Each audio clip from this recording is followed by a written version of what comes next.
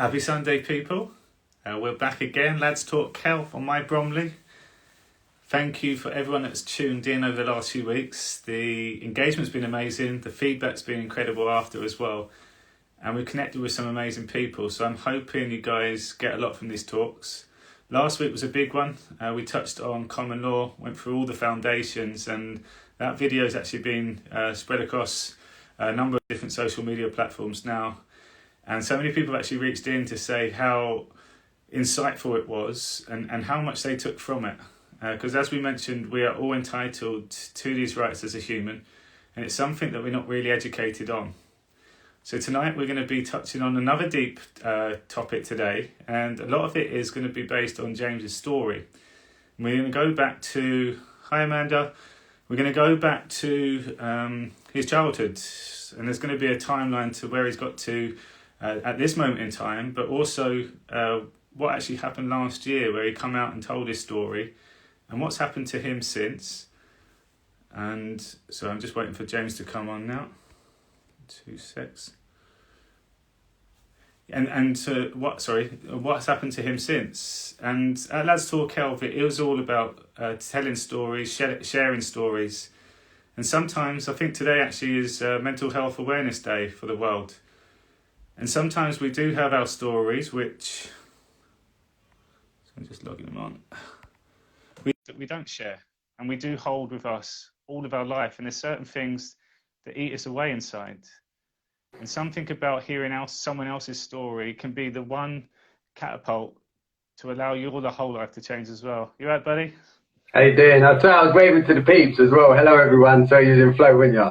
How you doing, mate? All right? Yeah, well, thank you. I always get uncomfortable doing an intro on my own. I get lost without you. I love you too, dude. Air hug. Don't ever do that again. Yeah, no, I could hear what you were saying. And yeah, I've got to stop doing that thing. People, if anyone's been watching Harry's post, hello, promoting kindness, about I'm in an erring. Please pull me up tonight every time I and I have to do some press ups or something. Anyway, yes, it's a great introduction. Did you actually touch on the subject? No, I was gonna leave that for you, and then come back to the reason why we're touching on this is a big one, and it was almost like we have these stories. So I want to get it across that a lot of people can connect with this, regardless of what the topic is, because we all have our own story and certain things that happened within our lives that we haven't dealt with, that we do know it's there somewhere, or we have hidden from it, and what it has done to you since you have come out and I guess owned it now. Yeah, that's a good word. Good label for it. Excuse me, sorry. So what triggered tonight's conversation is I recently experienced I had a conversation with a gentleman. First time I'd ever spoke to this guy. Got referred to this gentleman by someone else who's worked with me before. And basically, he's the same age as me, 40 years old. Unfortunately experienced what I did as a child, which was sexual abuse, and never dealt with it. And so that was what I was placed with that subject prior to talking to this gentleman. And then once I got on the phone to him, it really, not only did it resonate with me, but it touched my soul, because this person, I totally understood where he was, because thankfully I went through that transition. And shout out to you if you do watch this. I don't know, but if you do, it's incredible the transition you're going through currently. And the importance, so for myself, I didn't even give my parents, and this is the importance of this talk tonight, I didn't give my parents the opportunity to do anything about, to protect their child, their little boy, when it happened to me, because my little ego, unfortunately, didn't allow me to, through which we'll touch on tonight, many different emotions, which none of them were valid. But that just, as another, that just shows you, unfortunately, that's just the way the human ego is built into us. It can be scary, even from a child's perspective. And I'm talking from experience. As I said, it's experiential knowledge. It's not book smart. And I can tell you, it definitely plays a massive part in the decisions you make as a child. So, as from point being, as a parent now myself, and I'll touch on coming out with it last year, but as a parent now myself, what was one of the biggest triggers for me to finally tell my wife about what had happened and whatnot, and some close family and friends, not actually just family, not friends, just well, you Hazza, your family and friend, was initially was because basically I was at that point where I when you're seeing your own children, obviously, and you do anything for your kids, any parent out there, and even parents, non-parents, you'll do anything for children in general. That's just inherent in us. But I was on a course. How it came out was, funnily enough, was an incredible young lady who shared something with me whilst I was coaching her, and I gave her this advice back about the importance when what I've now learned is in your worst vulnerabilities come your greatest strengths. But unfortunately, a lot of it gets buried. So this young lady shared something with me about her breaking point, and this amazing advice. This is your tool. This is how many young girls you could help with this story just by sharing it. And as I was talking to this girl, giving all this great advice, it was like this little mirror was coming up in front of me until it hit me square in the face. And it really stopped me in my tracks in that session because I finally realized it was time for me to deal with it. So yes, since coming out and speaking about it and talking to others and working with other men now as well that have gone through it and not dealt with it, it's become something now. It's more like a string in the bow to talk about. And I said to you, Harry, didn't I? The one last thing I want to say, and before I pass it back to you, mate, is the only time it becomes awkward sometimes to talk about. The shame's gone, but it's almost when I say, we can talk about my abuse. It's not my abuse anymore. You said it perfectly, and I've referred to it as the abuse, because once you've owned it happened, you can then just let that go. And honestly, it is a massive, massive, massive weight off of my shoulders, which is what I shared with this gentleman. And yeah, so placing on tonight's talk, how do you want to tell them why the awareness is such a big thing?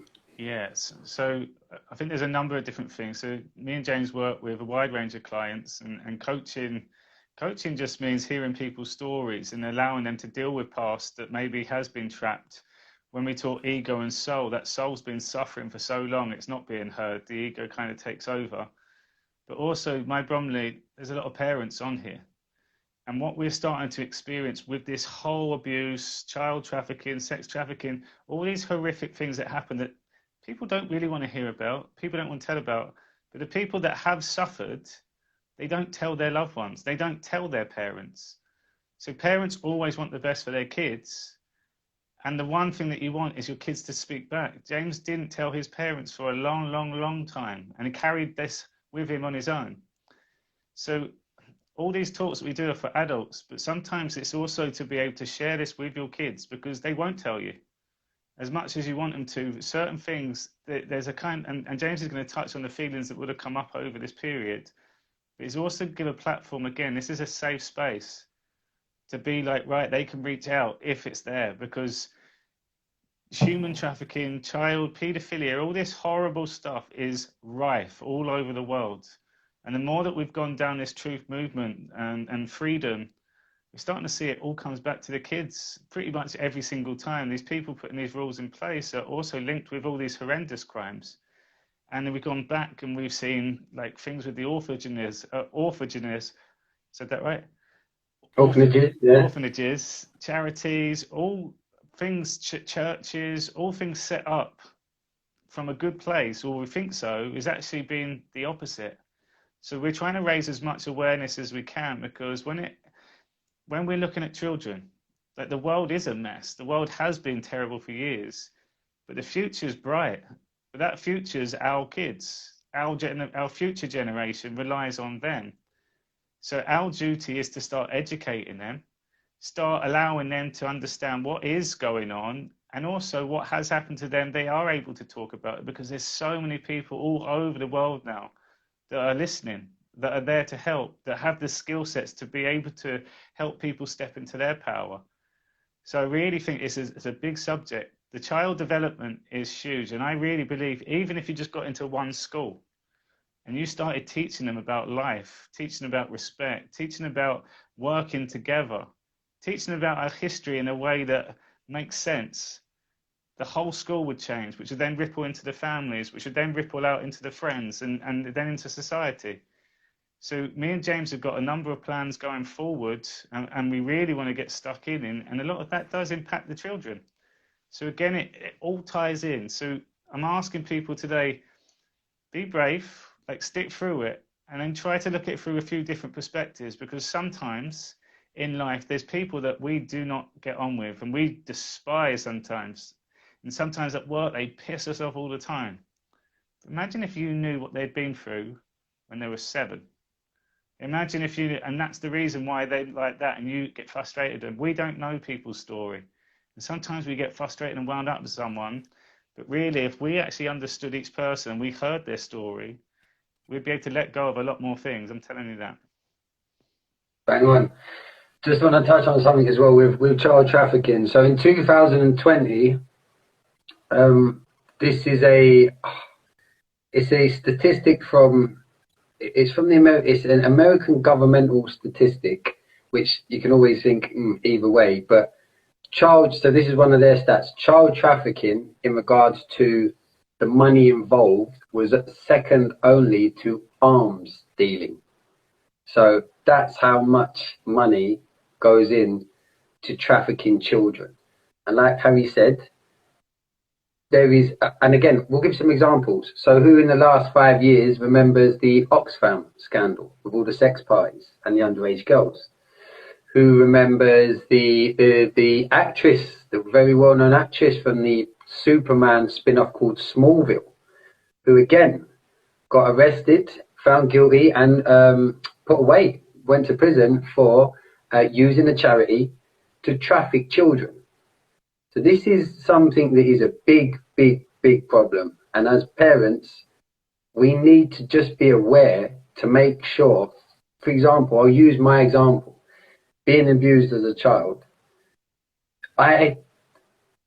If I don't even know the indicators I may have been giving off as that child, other than going a bit wayward, definitely losing trust. Actually, there you go.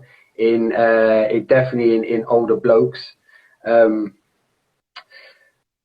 But by not speaking up and not allowing my parents at that point to deal with it, was now being a parent, it's almost unforgivable. Even though it was me, the little child, and I've battled. Why did I not? And it's some of the feelings that when you experience these things is shame and questioning your sexuality and all sorts of things. And it was at the time I was 13, so it was an influential time of things. And it was So the point is making sure people are aware of the scale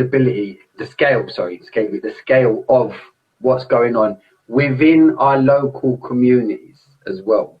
So yes, we've given you some big statistics, but they start from our own communities. Often with abuse, it's with someone trusted. It's with someone that's been brought in as a trusted person. So it is very difficult for parents to sometimes even know or even think, because inherently we're good human beings, but who you wouldn't want to think for a second that anyone would be taking advantage of a small person, a child. It's horrific to even think, especially in that sort of nature, in a sexual nature.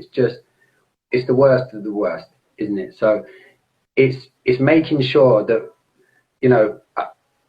I have made my children, well, not my little girl, but my 10-year-old boy, aware of things that maybe my parents didn't make me aware of, but that's not a dig against them, but it's because of maybe the times. It was different back then. I'm 40 now, so you're talking, and it is unfortunately, whether it's more common now or it's more spoken about now, I don't know. I'm not exactly too sure, and I can't prove either way. But the point is, right now, with all of the other stresses that are being pushed on, and all the pressures that are being pushed on children in general, abuse is at an all-time high. So it's imperative as adults that we are just aware to what's going on around us, because I know it's a subject that not a lot of people want to touch on. 27 years it took me. Well, 20, I'm 40, I'm 41 next year. So yeah, so 26 years it took me to actually air it out and get that out of my system. And since I did, and with all the stereotypical blokey things that come with why I didn't say and give people the opportunity to help me at the time, it's changed my life. And now, thankfully, I'm in a position where I've been working with other people, and just by telling my story to people, and that's the thing, it's not a nice story, but it's a story that is real. Unfortunately, very, very common. It doesn't matter if a lady hears this and it was a lady that got it, doesn't matter. It's not about sex at all. It's about the actual energy that you hold on to for years, which makes you sick, which creates distrust, it creates self-limiting beliefs, your ego just feeds off it. It's about making sure these people know, actually, it feels a whole lot better to just get it out your system. One of the things I said to you, Harry, the first time I had the guts to actually say my story, because I hadn't even said my story, so my voice hadn't even heard. I'd never heard my voice say this story, so it was weird. And I was 39 years old when I'm recounting this story, sitting in a graveyard, funnily enough, waiting for my son to finish school, and I videoed myself. And I kept stopping and starting, because every time I was hearing what I was saying, my ego was going, no, fuck that. You're not going to deal with that. You're not going to speak about that, and all the rest of it that comes with it, because it does. I mean, at 13 years old, it created all sorts of weird thoughts for me at that point. But even then, at 39, it took me 3 or 4 goes to actually record it. Then I watched it back, and I broke. It's like I cried 27 years worth of them little boys' tears that had never dealt. Because that's what I realized. It stayed that little boy. Because that little boy never got a chance to talk about it and get told as a little boy, you're not in the wrong. There's nothing to it. And all the stuff that you would tell a little boy or a little girl didn't get told that. That's what you hold on to. I realize, and this goes to the work we do in soul coaching. The soul is ageless. Whatever pain it experiences at whatever age, it stays at that age. And a lot of it is with kids. And yeah, I had to experience a cleansing from my soul of that little boy finally saying, thank fuck, excuse my language, for letting this out. And since then, it's changed my life, completely changed my life. Sorry, Haz, I went on there a bit. No, mate, this is your story today as well. And again, from your experience, no one can take that away from you. And what I would like to get out of today's session is actual you as the little boy, but now you looking back with the advice and the experience, like what advice would you be giving? And also to be talking from the eyes of a parent so other people can start relating to it. And also for any kids out there that are watching, this is, like we say, it's a safe space. Everything that is said on these platforms, anyone can reach out to us privately. Anything that comes to us stays between us. It's our safe space, and that is coaching. I think once you know that you have these people that you can trust, and that the thing that really hit me is that we work around death quite a lot. We work around quite a lot of different topics, and I'm pretty good at holding a straight face. I've always said I've had a poker face. When James told me this story, I felt the pain. I felt everything, and it was very hard for me to keep it together at that point. And the thing that really slapped me in the face is that it happens everywhere. And James had the courage to actually say it in the way he did, but other people don't. So that pain that I'm taking on, people have got that inside them every single day. And that's the thing that I really, really want to emphasize, is that being able to hear someone else's story. And James, just to touch on it, the person that has reached out to you, can you just share in the space of time that you've been speaking of what's happened just in terms of insights and stuff? Because it just shows you when you have that person to go to and you can release, the changes are instant.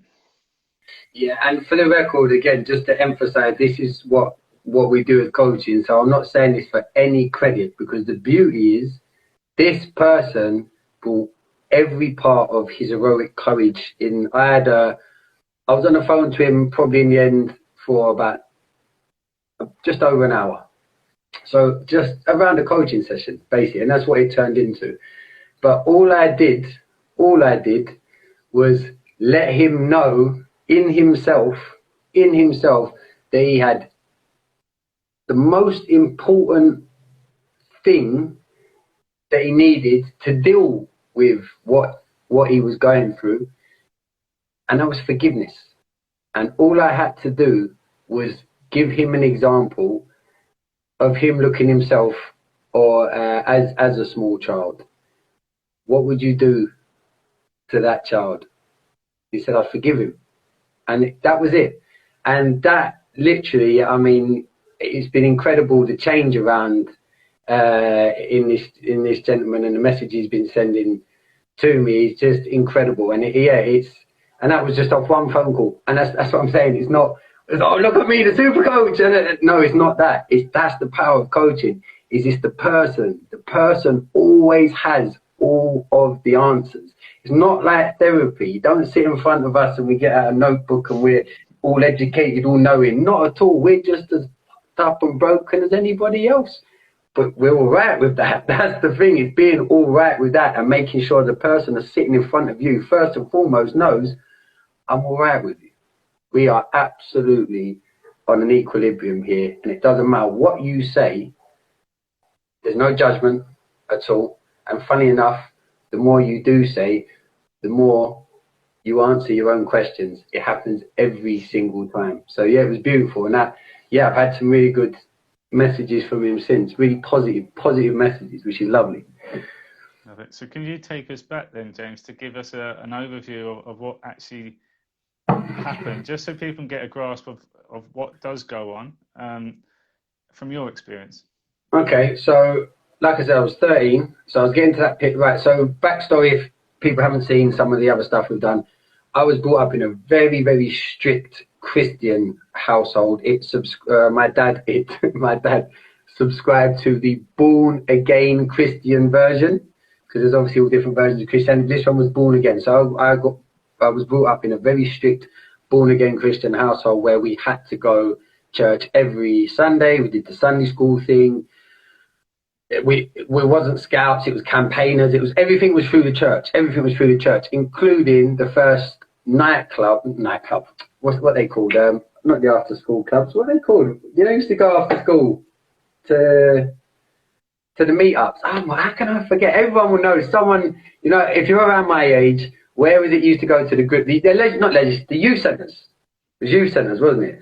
Yeah, to the youth centres, and it's still not the word, but anyway, it was on a Friday night. It was this centre that my dad run, funny enough, in the church for kids, basically kids in the area to go to. And I was only going there because my dad, I was 13. These kids were 16, 18, 20, 23, which was the age of the person.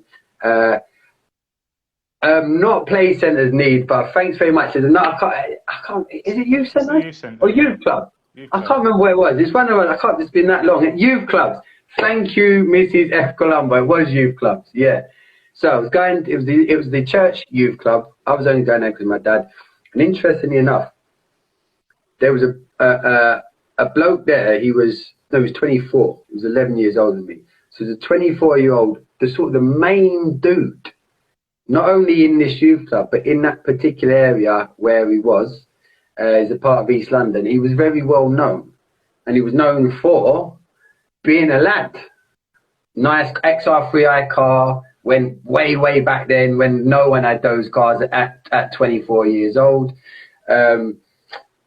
Always had girls and all the rest of it. So my point of giving that backstory, you would never have dreamt in a million years that this person was the way he ended up being. However, what he did do is he wormed his way in with my dad. I'm not sharing this story because it's too long otherwise. Wormed his way in with my dad as changing his life and everything, becoming a Christian. And at the same time, I was going through a difficult stage at 13 where I was getting to 13. My voice was going up and down like Zed from Police Academy, and hairs were popping up. And so you're going through them weird changes as a bloke. And even at 40 years old, I still don't think I'm happy yet. So basically, I'm going through them and a difficult time with my parents. Parents don't know what to do. I latch on to this guy. The guy latches on to me, and I'm sort of blown away by, oh my God, he wants to be around me and blah, blah, blah. And he ends up getting so close in with my mum and dad and stuff that I end up start taking weekends initially going out for the day and whatnot, and he'd be buying me stuff and all the rest of it because he had a decent job, he had his own flat, and then that turned into me. Oh, come on, mum, let me stay over his house, let me stay over. And anyway, so that's how. And then eventually, my mum, because he used to come around for Sunday dinner to the household. Like, he got really in with the family. And then he introduced me. I can't remember after how many, a month, 2 months of this friendship. And it became an intense friendship.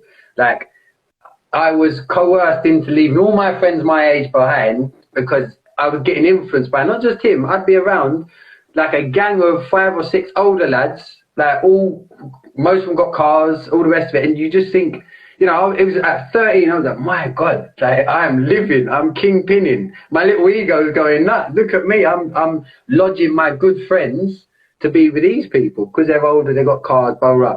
And he introduced me to alcohol after a couple of months, within a couple of months, definitely. And at 13 years old, because I remember one of their, there was a bar over the Docklands, this was all when the Docklands was first going up there. There was a bar over there that we used to go to, and at 13 years old, obviously 5 or 6 pints, I was not built to deal with. So I would be getting blottoed. So I'd go out, he'd have obviously he's buying everything for me, 5 or 6 pints, and I'd go home back to his, basically, where it was common for, like, funny enough, his brother would sleep round sometimes. There was like a main 5 or 6, including me, that was always around this particular flat, and so it was common for people to stay over. Okay, so I'd stay over, but I'd wake up in the morning, and I would not know, like, literally, I'm not exaggerating. To this day, I've got no recollection of it. Anything that happened between a number of hours, like, often you're talking about 8 hours almost, a space of where nothing, I remember anything was going on. I was that just completely out of my face. And what's interesting is, moving forward to now, I've stopped drinking, and interestingly enough, when I was drinking, even as an adult now, I still experience the blackouts if I had too many, which is interesting how now I'm hearing a lot of information and theories about how it can lead back to detachment mechanisms you develop as a child when you experience these things. But anyway, so for the first few times, I don't think anything happened. But then, and this is where it's going to get quite brutal. Can I just make an observation for people now as well? So, as a coach, whenever you're listening to these stories, it's very easy to get sucked into the story and you feel all of it. So I'm just going to give you guys just some things to try to detach from getting caught into the drama too much and being present on your own feelings too, because these things stay with you, right? So a good thing to stay present is your pulse in your wrist. Whilst James is talking, see if you can pay attention to your pulse at the same time. See if you can notice the feelings that come up. So you're almost like detaching yourself and you're paying attention to you and James. And it's a really, really powerful technique, because what happens is, guys, when people do tell these stories, or we do see this horrible stuff on the news, or even on a film, when we're unconscious, that goes straight into our head. So it's to try to detach from it, because all of a sudden, like, my role as a coach, I can't be getting into this drama if my job is to help coach. So I'm asking you guys, work on this, because the more present you can be with your loved ones, the more your loved ones can actually say what they need to without worrying that they're going to upset mum, without worrying that someone's going to react differently because you're staying neutral. And it's difficult, but I'm asking you guys, pay attention to your pulse, sorry, at this moment. Cool. And so the first time I suspected something had happened is I woke up and I had discomfort around my backside. I was thinking, to be honest, I remember I was thinking, oh, I must have ate something last night, and just feeling like maybe my guts up. But I didn't have any idea, I didn't have any clue, but it was just like, that's weird. It was the first time I ever felt, well, that's just a bit strange. And of course, I asked to this person, what happened last night? oh, you same old, same old. And what it is, I say he created this role of the role I had played back then in that for me to fit in. This was the role, this little 13-year-old James who just wanted to be around the lads played it. Oh, this is the role I'm playing. Okay, which was, yeah, you went out, you had a dance, you had too many, we had to carry you home again, got sick. And I would just go, I just believed everything because I was just caught up in this amazing world of little ego being, wow, look, these kids, these guys are taking me out. They took me out to my first nightclub when I was 13, Romford, Hollywood. And if that resonates with anyone there, and Fifth Avenue when it was called The Avenue, it took me there as well at 13 years old. So I'm living that life. So the first time it happened, I just thought, okay, it's just a bit weird. I just didn't know what it was, and left it to it. Then the following weekend, so this became a weekend pattern of going round to his. Going out, getting blottoed, me just not remembering anything what had happened. So then the next week, sure enough, woke up on the Sunday morning, same thing, discomfort around my backside. What's going on this time? So this time, which I didn't do the time before, I actually checked, and again, apologies, it's going to be graphic, but this is what I was experiencing at the time. After using the toilet, I checked to see, and there was blood on the tissue. So I was thinking, right, something's not right. Something's definitely not right. But I still didn't know what, I think my soul knew more than anything something was off, but there was this instant inner massive fear that had kicked in egotistically that was just still playing it down. So then what happened was that day, funnily enough, that same day that I checked with, and I told you I'd found a bit of blood, I was so scared, confused.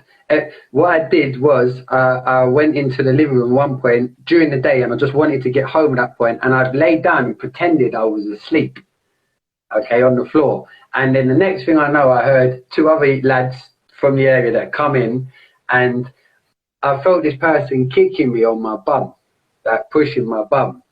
And like I just sort of froze almost because it was all so weird, everything that had been going on. And he actually said to these two younger lads, which were my age, they was a little bit older than me, but more my age. He went, I'll never forget it because this is what cemented home. No, something is wrong here. He said, look at that. He wouldn't even know if someone was shagging him up the arse. So them words, I will never forget how that felt when he said that. And I just froze. And I was just laying there for a minute, and I thought, fuck, what is going on? What is going on? But even still, my ego, the next weekend, I can't remember all in complete ins and outs of time frames, but it was definitely within 2 weekends of that weekend. I might have not seen him for one, but then the next week I went. What was going through your head at that point then in the week? Have I been fucked? At 13 years old, have I been fucked? I'm just being really brutally honest. That's what was going on. Am I gay? Like, is this really happened? Am I imagining it? That was what was going on. It was knowing. Did you want to tell anyone, or was it? Nah, definitely. It's funny. Do you know what? This is the most in depth I've ever recounted this with anybody. No, I didn't. It's funny I brought up the memories. No, I definitely didn't want to tell no one. I just wanted it to not be. That's what I wanted. No, that just can't. So much so that, like I said, my ego. Like I've got the messages that the guy even bought me a phone. I had a. If people remember when the Mercury 301s came out with a big flip, the fat phone, I had one of them at school at 13 years old. So I had a phone like this guy. If you think about the grooming that's been going on to this stage, so he's texting me, "Oh, you're gonna come out this weekend?" Blah blah blah. And so basically, the next weekend, so I missed him for one weekend, but then the following weekend, I went back and I thought, right, gotta be brave, go out with them. I'm not going to drink as much. I'm going to drink some, but I'm not going to drink as much so that I definitely don't knock out for a night. But I'm going to pretend as if I'm going to knock out for the night. So followed it, like I said, and even get again now, like I'll recount this, but if I was to hear my 13-year-old or any 13-year-old tell this story and knowing that they wasn't getting help from an adult or someone to actually that could do something about it and put an end to this, put this guy away, get him arrested. Like that's what now as a man, I'm like, oh, how could you not have done that? How could you not have given them people? But I'm concocting this little plan to find out basically at 13 years old if someone's basically molesting me. So I did that. Went home. Sure enough, I was trying to pretend to be asleep, but like not sleep. But I did end up falling asleep. But I didn't go in. It was a natural sleep. It wasn't a alcohol-induced comatose sleep. It was me falling asleep. And I woke up because I could feel something wasn't right.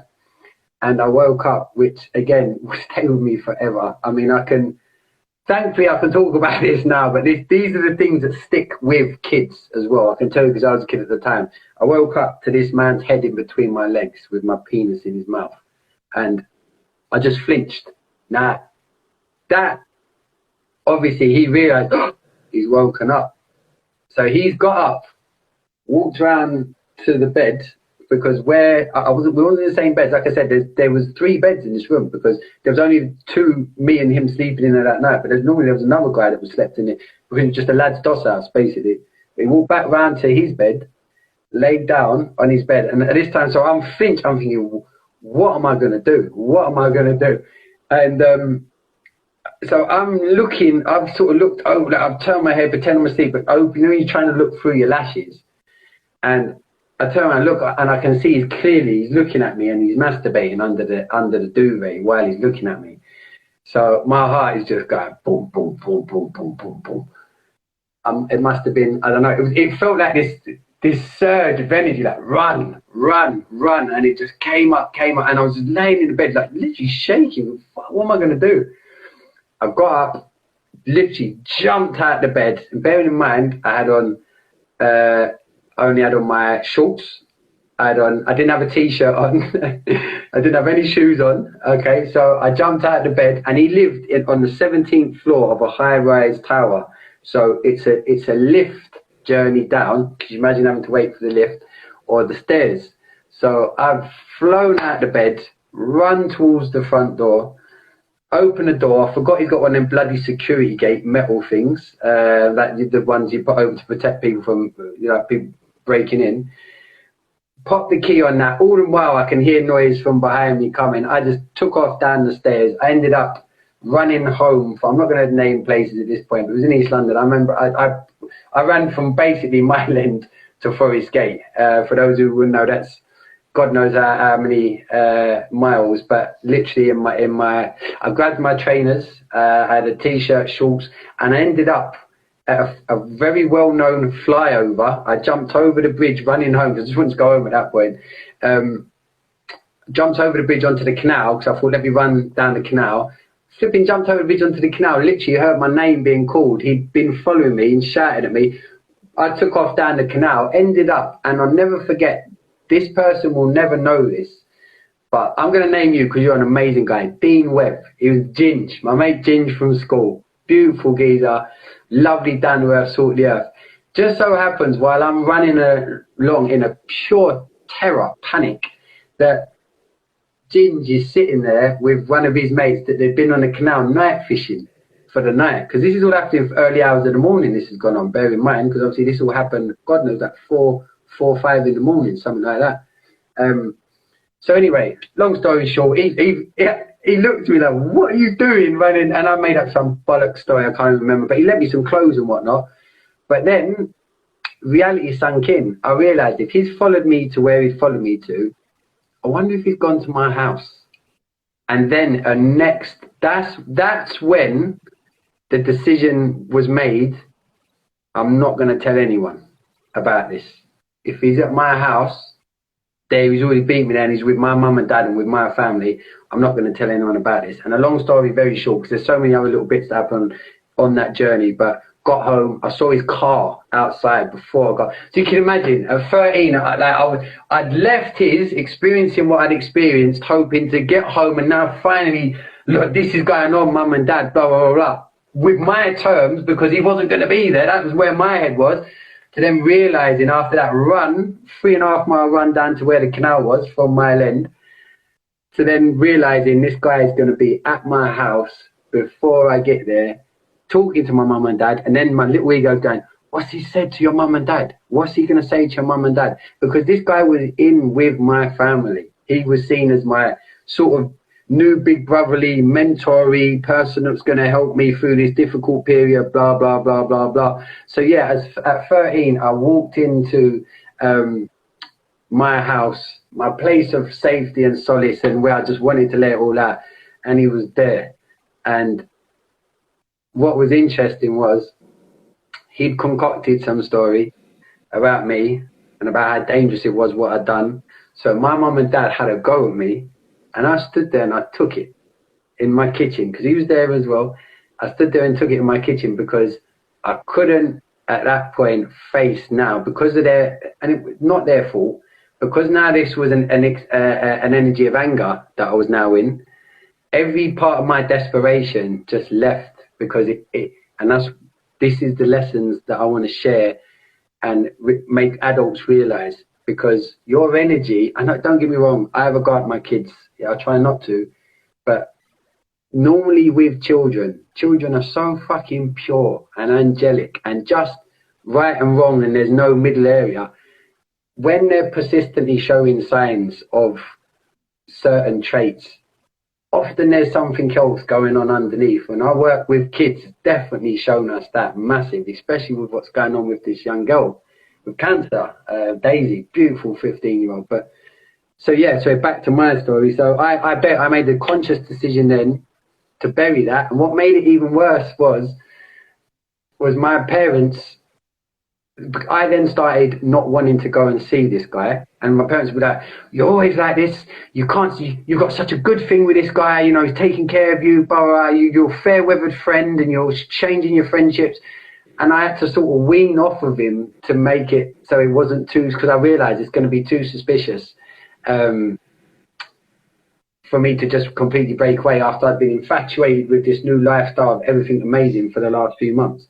So yeah, and that led then, that decision, like I said, walking into my own home and seeing the person there that had done what he'd done to me was enough for my ego to go, safety mechanism, we're pushing that down deep. That is never, ever coming up again. And that's how it actually happened.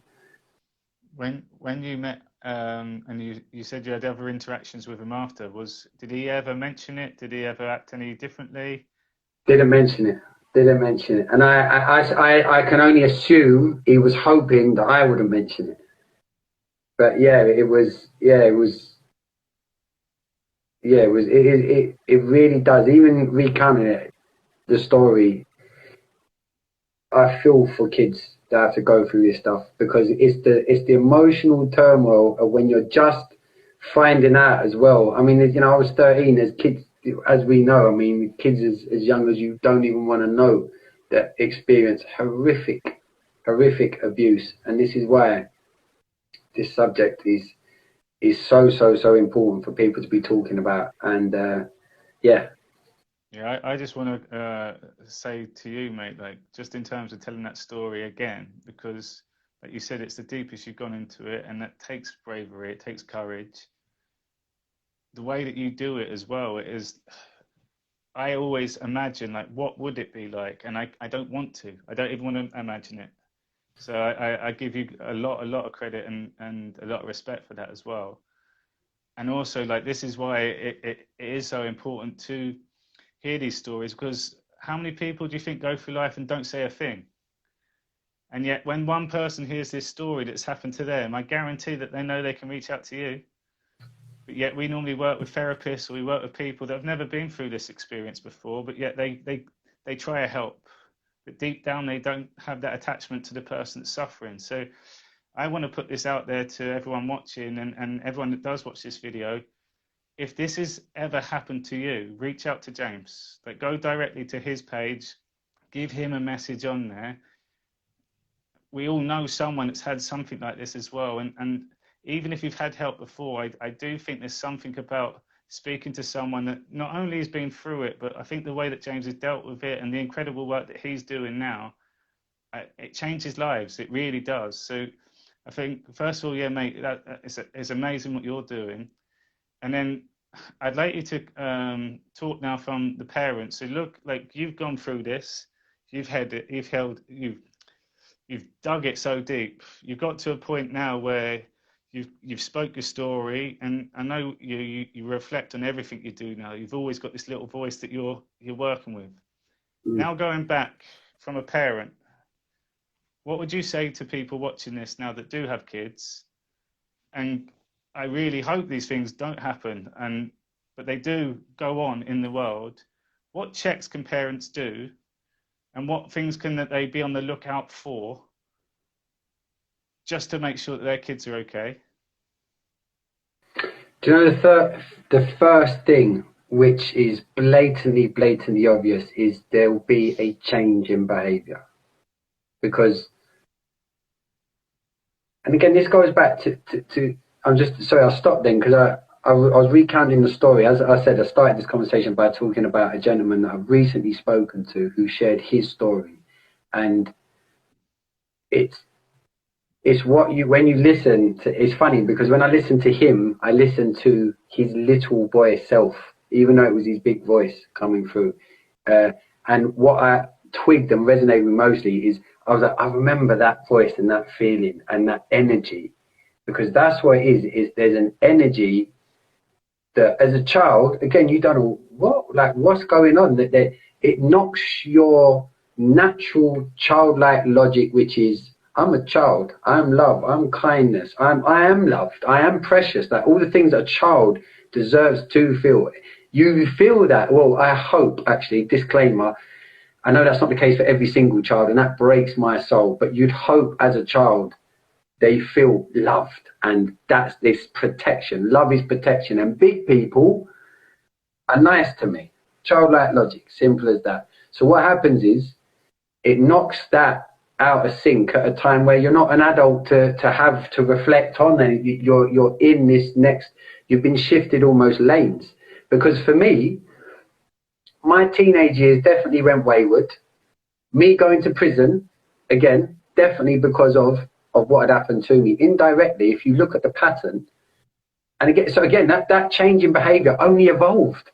I've been thinking about it. So for 6 years, prior to really voicing this and getting this out there, a lot of that, what I held from that, got from that period of when it happened at 13, it led into dealing drugs in my teenage, trying to do things that were cool, trying to feel manly again. That was another thing, trying to get back that masculinity that I felt I'd lost because of what had happened. So my point is the change in behaviour, and that will often be, and I'll give an example to show you how real this is. I've failed my son. I've failed my son so many times. And I'm not claiming to be a perfect father. I'm always trying, and I'm always saying sorry to my child. And I love having to say sorry because I know in my soul there's a lesson there for me. But my son's behaviour, when we moved into a new school, shifted dramatically. And he was being a little git at home, basically. And it wasn't him. That's not him. But we thought, is it new kids? This is the egotistical parent, Mr. Me being present. Turning into a teenager. Yeah, turning into a teenager. Is this the new kids' influence, blah, blah, blah. But what it was, and finally one day he broke after about 3 months of this behavioural change in him, that he was being bullied. And that broke me and my wife because we just didn't suspect it for a second. Not for a second. But looking back now, the shift in his behaviour, he just wasn't being himself. So what I'd say to parents is, and this covers all bases, if your child starts showing some different traits, changing, it will often be for a negative. There'll be something in there that they're just doing, often to get your attention, but because they don't know how to deal with it, it'll be in a way that is what they're feeling is negative. So I've got this negative shitty feeling, I don't know really how to deal with it, so I need to get that out, and that comes across to you, the parent, as negative and annoying and frustrating. That behavioural change, albeit maybe quite small, that could really signify something very, very significant that's going on in your child's life. That could be awful, like the story I've told you. It could be something else, but it doesn't. The thing is, it doesn't matter what it is, because I know my role as a dad, in my world as of fatherhood now, is being present with my son. So that means when we talk, I'm focusing in on what he's saying, his body language, because kids are bundles of energy. They're giving so much away with the stuff that you know when a kid like, did you do that? No, like kids are energetic beings. So if you focus on your child, I'm not saying you're not, but I'm talking to myself here. Big mirror for me. That's what I had to learn. Focus on my child's energy and what they say without saying anything. Read between the lines, and I learn so much more about what it was to be a dad as well. And being present with your child feeds off. It means your child realizes, oh, okay, I've got dad's full attention. He's not looking at his phone. He's not, I know, hold on, son. And don't get me wrong, I'm still guilty of doing it from time to time, but I try as much as possible just to be in that lane with him, especially after the bullying thing. So now, if he ever shows little signs of something, rather than get angry with him, and it does take this, and like I said, I fail often. On the last show we did, I was honest enough to say I was late because it was my fault. I mistimed it. The kids went to the fair, and then I got angry with the kids who were just buzzing from being at the fair, driving home. I got angry and lost my temper and raised my voice. So I'm not preaching at all. I'm sharing. That's what we do. But look for changes in behaviour, because they definitely, it's not just the classic, I don't know why he's like that. We give him this, we give him that. That's about you. Stop making it about you. Understand this beautiful little, the best part of you ever is what you created. If they're showing signs that something's off, it's your job to investigate, not to point a finger and to punish. That's not to say kids don't deserve punishing at times. They do. But sometimes, imagine you're punishing a child just being abused. You're telling that child, you shouldn't be acting this way. But that child, which was me in that case, when I'm trying to pull away, you're a fair weather friend. My parents thought they were teaching me lessons of being a good friend. In my head, I'm thinking, I just want to get the fuck away from this guy who's messed with me. But I can't tell you about it, because also at this point, my ego's developed also. You could never tell mum and dad. They'd feel so guilty. Like, I realised that. So that, my point is, when you're pointing your finger, is if it's something that's repetitive in your child and you've noticed that difference, there's a good chance something, not necessarily abuse, but something might need addressing. And that starts with literally come down to their level, give them a big cuddle, whatever it is. Bring that energy down to that level to make sure they feel that they're not being judged. And they're on that foundation that we always talk about of, right, I'm with my mum or my dad, or my mum and my dad, and this is the place where everything comes out. And that's what I'd say. Got a question there as well, James. What if this happened, if it was a few years earlier? Would you even remember it? I don't know, actually, because it's interesting, because I've spoken to a few people now who've, two women as well, that have been through similar circumstances. And it's interesting how each story has got their own version of almost a detachment mechanism that's blocked out some of it.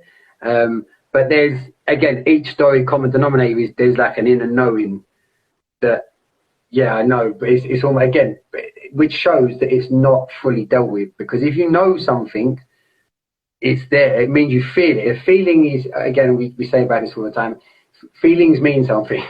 They genuinely do. The feelings, again, and you can't touch a feeling, you can't squeeze it, so it's not tangible, but it's energy, it's your spirit, it's your soul. So, yeah, it's a difficult question to answer, but what was that next one? Sorry, how long was the... Well, what's it? Again, another story. So I pulled away. I stopped going to the church, the nightclub, the youth club in the church. I stopped going to that. And so I went back to my old mates, being around my old mates, which felt so good. but there'd been a change in me. I always felt I had to prove myself all of a sudden.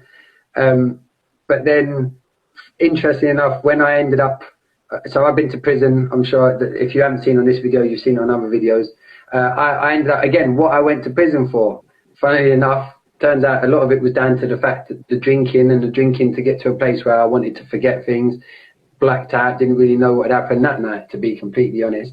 But point being, depends how young, I was about 8 and remember it all. There you go. Sorry, let's touch on that because that answers that person's question as well. Thanks for sharing that, Mrs. Colombo.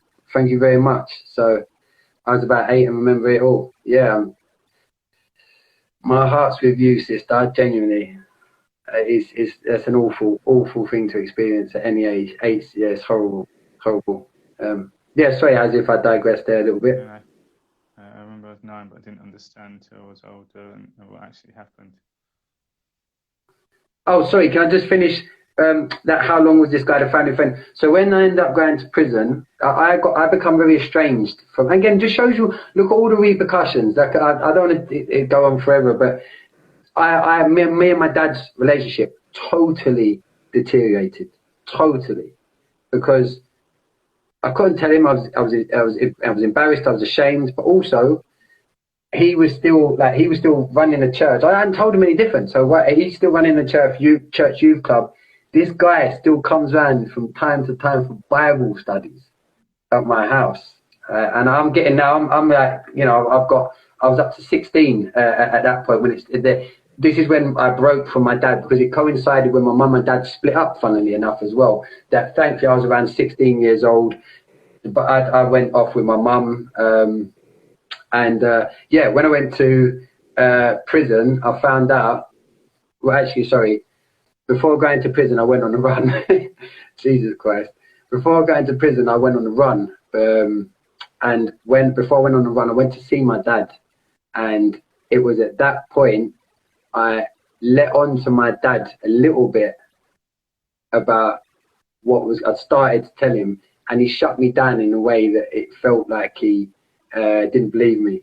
And then basically I found out years later, after going on a run, going to prison, coming out of prison, I found out years later that he'd still met up with the guy after I'd let on to a bit of it, and that he told my brother that he didn't believe basically what I said.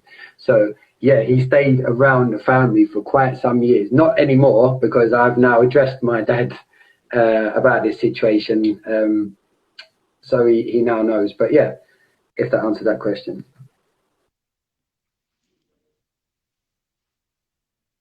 Do you want to answer some of those as well? So what have I missed, mate? So children don't understand what sexual abuse is, and that's why they are so vulnerable. And again, this is parents just in terms of the way we approach our kids as well, because we work again with people that have cancer, and it's normally the loved ones that are there. But sometimes that love can be so overpowering when someone is suffering and someone needs to talk.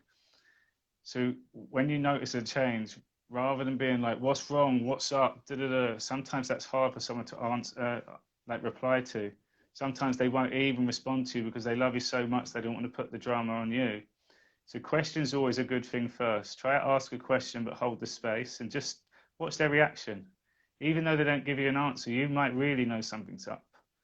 What would you recommend though, James, if you've got that inkling? Again, you're a parent too, and you're not getting anything from your kids. Well, if we're referring now to abuse, okay, what if is that what you mean in this particular scenario? Right, lovely. So in this scenario, and the reason I emphasised making sure I was right on that is because what my actions would be, regardless of what my child was, you know, oh, Dad, you know, I would cut off contact. Oh, Dad, why are you doing that for? Well, you know, you ruining my life. All the stuff that a kid might say to a dad or to a mum that's, you know, experiencing this, like I said, all of a sudden this luxury, got a phone and all that, because grooming is a thing. We know that grooming, you're a child, you get groomed, you go with it because you're getting stuff given to you. But as an adult, back to my point is, if you've got the slightest inkling, is you cut off that contact instantly, and I would speak this is what I would do. So I took a breath there just to think, what would I, from my soul, do? I would talk to the person and I would address them no matter what, because as we've said before about truth, if you feel something's your truth, no matter how it's received by that other person, not your problem. Because if you hold in something like that as a parent and don't voice it, you're going to beat yourself up about it later for sure. So I would address the person and air my suspicions. That's what I would do. And then after that, I would talk to my son or my daughter about the situation. Okay, you've got a really good question there. Is it worth dealing with your past trauma abuse? Isn't it better to move on because you can't change the past? Definitely not. Definitely not. That I tried that, and everyone I've spoke to, again, there's this really funny how there's common denominators that are do you know what? Can we define dealing as well? Because there's dealing in terms of the things that went on, but dealing as you as the individual, because we have to go back to understand. And I think there's a different. I'd like to try to define what dealing is. I'll let you carry on there, James. Yeah, no problem. Sometimes people will go back and try to find the person, try to do all this sort of stuff. Whereas also dealing, trying to reflect on it, learn from it, because where you are now is where you are. Like, yes, your past has happened, but that thing will stop you moving forward if it's not dealt and it's been crushed so far down. And I will speak for James in terms of my witness of his behaviour change since he has come out. Completely different person. Like, the guy's smiling all the time, and we connected on loads of different levels, but there was this instant shift. It was like a whole weighted vest had just been taken off him, but also what happens and comes into your life and the things that you can now bring in from being able to deal with it. It was like a big relief that I witnessed. Thanks, mate, because it was true. That's what it felt like. It was an instant, and that's the answer. You answered that question perfectly, mate, for me. That is the answer. It's not even a case of dealing. Okay, for me, it's simple. You clear it out. You have to clear it out, and that starts with you clearing it out for yourself. You have to experience telling that story, because that's how you get it out. Because think how long you've held it in for. You know, it might take a few goes. It took me a few goes. Again, my ego, after doing it the first time, coming out of this the first time, my ego piped up like, are you going to tell your story again? And it made me feel, oh, am I now playing a victim card? Am I just say, oh, look at me, I got abused, but like, and that's fucked up. So it's there again, but that is if you think about it, because the more you tell the story, the more someone else might listen and go, oh, fuck me, if he's talking about the way he is, yeah, I will have a chat with him, because it's something that straight away it's a pain shared. It's an energy shared, a negative, shitty energy shared. So yeah, you definitely clear out. Definitely not worth holding on to. Your past doesn't define you, for sure. Part of your story is always going to be part of your story. Now, part of your story, if you're not getting that out and that's a bad part of your story, guess what it does inside your body? It manifests into badness. And I mean that by sickness. And I genuinely mean that. Look at the works of some incredible doctors like Christian Northrup and people like that. That next comment, as a parent, having gone through this, you're hyper vigilant and wrap them in cotton wool without them ever knowing why. Yeah, you do. And funny enough, me coming out with it has made that less, not less important, because you loved your kids and protect the kids the same way. But that's still unfortunate for me. My opinion, by the way, this is just my opinion. That would be me still holding on to a bit of that negative energy, and then indirectly, this is my opinion, by the way, infusing onto my kids, over wrapping them up but you know, and it might be lovely for the kids, but we know in ourselves that comes from an energy which isn't a lovely place. It's a loving effort, but the energy itself, for me, still is feeding off of the shit that you've cleared out. Once you clear that, you clear that. I talked to my son. Me and my son can have open conversations. It's amazing, absolutely amazing. And I'll answer his questions, so he's empowered. But I don't want him to, and I'm not saying anybody else does, it's just like I said for me, I don't want any of my kids not to expect, but to think that this is a norm that I just don't want it in their energy. Yes, I'll make them aware shit happens and there's nasty people in this world, but that's not where you focus your energy. You focus your energy on yourself moving forward and all the wonderful things that is available to you in this world, including many, many wonderful big people that are loving and kind and generous and just want to help children. Because back when I grew up, like I said, I'm 40 years old. I was talking to my wife about this earlier today. I grew up in a very working class area in East London, and the community raised kids. There was everyone's parents sort of chipped in with parenting. I love that. That's gone, it feels a lot of that's gone now, which is such a shame, because children are part of our community and we should all be pitching in to guide our kids. Yeah, I love that.